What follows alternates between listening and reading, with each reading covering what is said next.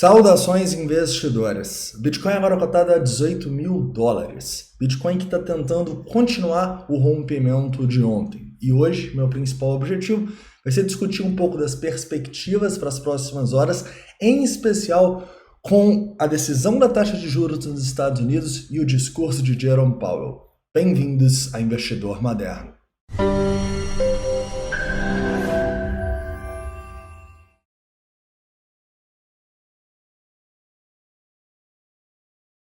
Investidores, hoje de cara eu tenho que falar com vocês que provavelmente nós teremos outro dia de extrema volatilidade, tá? Às 4 horas da tarde a gente tem a divulgação da taxa de juros e às 4h30 a gente tem o discurso do Jerome Powell, tá? Sobre a taxa de juros, provavelmente a gente vai ter um aumento de 0,5 pontos percentuais, tá? É quase consenso no mercado agora. Mas o que o mercado está buscando realmente para a volatilidade não é esse 0,5. O que o mercado está buscando está muito mais ligado ao que o Jerome Powell vai falar depois que ele divulgar a taxa de juros. Então, provavelmente ele vai dar dicas sobre qual vai ser a taxa de juros no primeiro aumento do ano, em fevereiro. Será que ele vai aumentar mais 0,5? Mais 0,25? Eu acho que essa interpretação do mercado que vai pesar para a gente fazer o preço e para a gente ter volatilidade, tá bom?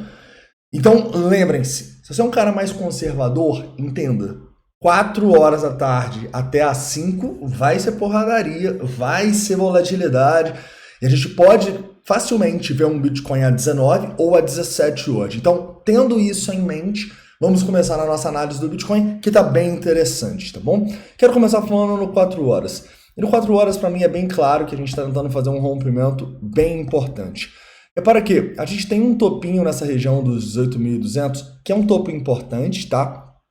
Mas que se for ultrapassado, a gente não vai ter muita resistência até os antigos fundos aqui, em especial a região dos 19 cai desse ponto de controle aqui, tá?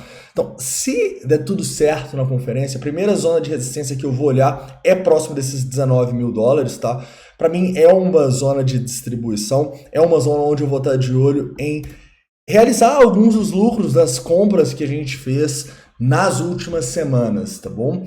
Eu falo isso porque é uma zona onde mais pessoas compraram e venderam Bitcoin no ano, tá bom? Então não teve outra zona aqui que mais pessoas compraram ou venderam Bitcoin do que esta. Então, se a gente vier aqui, muitas das pessoas que estão presas, elas devem tentar sair no 0 a 0 no lucrinho, criando uma oferta que dificultará o preço ultrapassar. Se passar disso aqui direto, galera, aí a gente começa a falar de uma força aí, de quem sabe de uma reversão de tendência no diário e tal. Mas por enquanto a gente precisa entender que a gente tem uma mini tendência de alta aqui no 4 horas, e a gente está numa tendência de baixa aqui em tempos gráficos maiores, em especial no semanal, tá bom?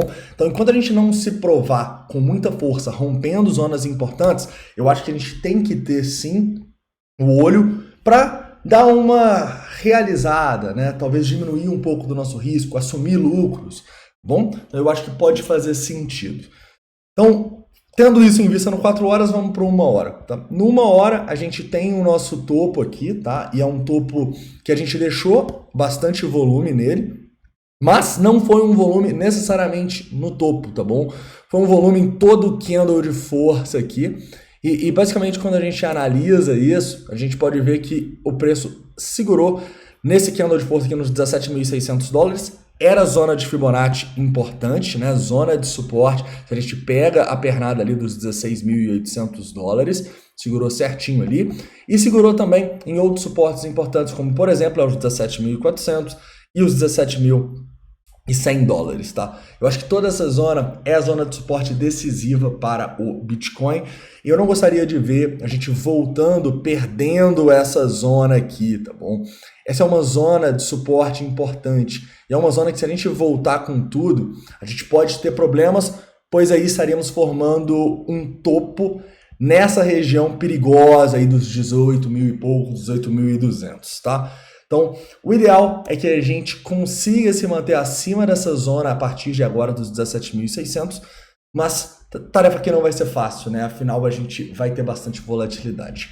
Dependendo de como vier o preço a testar essa zona aqui, eu acho que a gente pode ter compra sim, eu acho que a gente pode ter um trade no Bitcoin. Desde que você entenda que não é um trade para dar win, é um trade talvez para estopar em regiões um pouco mais abaixo, ou dessa região aqui, ali dos 16.700 e tal, ou de maneira mais conservadora dos 16.400. A gente vai discutir isso caso o Bitcoin recue para esta região, beleza?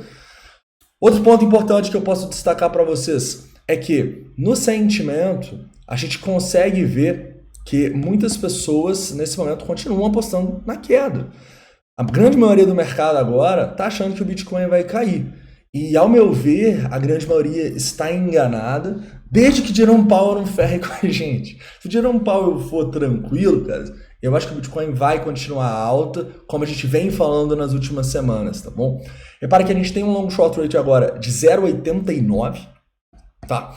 E a gente tem um aumento de open interest nas últimas horas. Não é um aumento de outro mundo, mas a gente tá, ao meu ver, estamos acumulando nessa região para tentar romper esses 18.200, tá bom? Se vai ser antes do Powell, cara, seria muito bom que fosse, porque a gente já poderia trabalhar num novo range de volatilidade. Mas se a gente realmente não conseguir, a gente vai depender bastante aí do Powell e do S&P 500, beleza? Falando sobre o S&P 500, a gente está bem mais fraco do que o Bitcoin no último dia, tá bom? A gente não conseguiu confirmar o rompimento acima dos 4.100 pontos, voltou com tudo, ainda conseguiu fechar no positivo, mas a situação não está muito bonita aqui, tá? Então, o S&P 500 eu fico de olho para 2 pontos, basicamente. Se a gente conseguir romper esses topos aqui e continuar a tendência de alta, cara, show de bola, Bitcoin a 19, quem sabe além. Se a gente voltar para uma tendência de baixa aqui, rompendo a região dos 3.900, cara, a gente pode ter formado um topo muito importante no S&P 500 e a gente pode ver um Bitcoin sofrendo bastante, tá? Então, infelizmente, nós vamos ter que ficar de olho, gráfico do S&P e gráfico do Bitcoin, lado a lado, para a gente ver o que vai acontecer a partir das 4 horas da tarde. E o S&P vai impactar o Bitcoin, mas entenda que o Bitcoin é muito mais forte do que o S&P 500, é só comparar os gráficos, né? Pô, o S&P devolveu toda a alta desde o CPI, o Bitcoin tá brigando na máxima do CPI. Então, o Bitcoin está mais forte do que o S&P 500, isso é um bom sinal, beleza? Outro ponto que a gente poderia destacar aqui também são as ordens das instituições, tá bom? Então deixa eu mostrar aqui para vocês o que essas ordens mostram pra gente. De cara, a gente tem uma pressãozinha vendedora acima, tá bom? Então não vai ser uma tarefa fácil pra gente romper toda essa região aqui acima. Mas se a gente tiver às 4 horas da tarde notícias positivas, a gente pode ir embora, tá bom? Então, não esperem que essas ordens vão segurar as notícias, mas esperem que agora não vai ser tarefa fácil a gente chegar rompendo com tudo. Talvez a gente dependa realmente do S&P 500, tá? E detalhe, a gente não tem muita ordem abaixo, tá bom? Então tomaria cuidado com isso, ó. Repara que quando a gente pega aqui, ó, só tem ordens de, tipo assim, 500 bitcoins abaixo, sendo que tem ordens bem maiores acima, tá? Então isso não é um bom sinal. Isso é um sinal de perigo, tá? Então é um sinal de que, à medida que o Bitcoin for subindo aí, o que você pode ir fazendo? Pode ir realizando os longs, pode ir colocando dinheiro no bolso, né? Eu não estou falando para vender todos os Bitcoins. Claro que não, né? Acho que a gente está num ótimo momento para estar exposto no Bitcoin, depois de tudo que aconteceu na FTX, depois do FUD que está rolando aí na Binance. Eu acho que a gente está num bom momento para ter Bitcoin, tá? Mas a gente precisa entender que aqui a gente não fala apenas do longo prazo. Aqui a gente também fala do curto prazo. E no curto prazo a minha estratégia hoje vai ser, à medida que o Bitcoin for subindo, a gente ir realizando bem aos poucos, tá bom? Ou abrindo novos shorts para se proteger. Beleza, investidores? Só um parêntese aqui, em relação à Binance, tá? Na minha visão, me parece um FUD, né? Um Fear, Uncertainty and Doubt, ou seja, medo, incerteza e dúvida.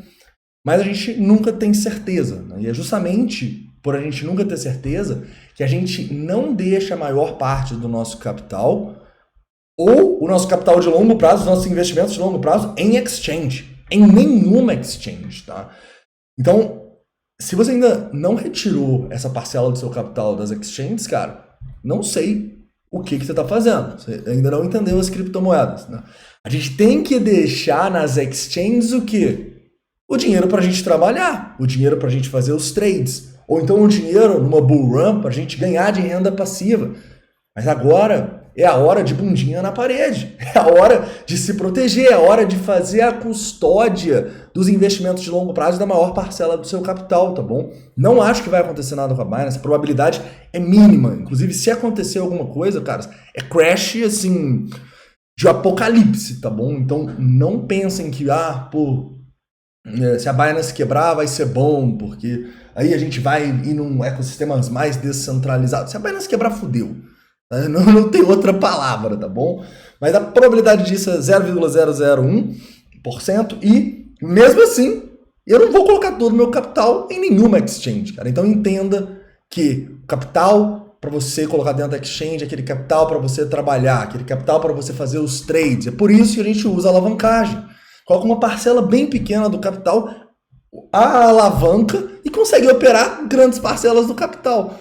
Né? Tem um vídeo sobre alavancagem aqui no canal e recomendo a todos, porque as pessoas acham que a alavancagem serve para perder dinheiro. Não, a alavancagem serve para potencializar os ganhos e, mais do que isso, serve para proteger o capital, cara. Porque é só com a alavancagem que você consegue operar uma parcela relevante do seu capital sem deixar grande parcela dentro da exchange, tá bom? Então entendam isso, cuidado com o FUD, mas sempre se protejam. A gente nunca pode ter o risco da ruína. Se der algum problema lá na Binance, se você tiver todo o seu capital, isso é risco de ruína. Você pode perder tudo. Então, você não pode se dar o luxo de correr esse risco. Beleza, investidores? Caras, então é isso, tá? Espero que vocês tenham gostado aí do vídeo. Se não ficou claro, eu ainda deixo o meu capital de trading na Binance, não mexi nele, tá bom? Mas o capital de longo prazo não está lá, tá? Em custódia própria. Beleza? Então é isso, espero que vocês tenham gostado. Um forte abraço. A gente se vê aí, dependendo da volatilidade. E no meu Instagram, vocês sabem que eu vou atualizar vocês aí com a taxa de juros, ao vivo e tal. Beleza? Então corre no meu Instagram. Para quem não conhece ainda, é pablo.granier aqui. Então é isso, um forte abraço. A gente se vê aí daqui a pouquinho.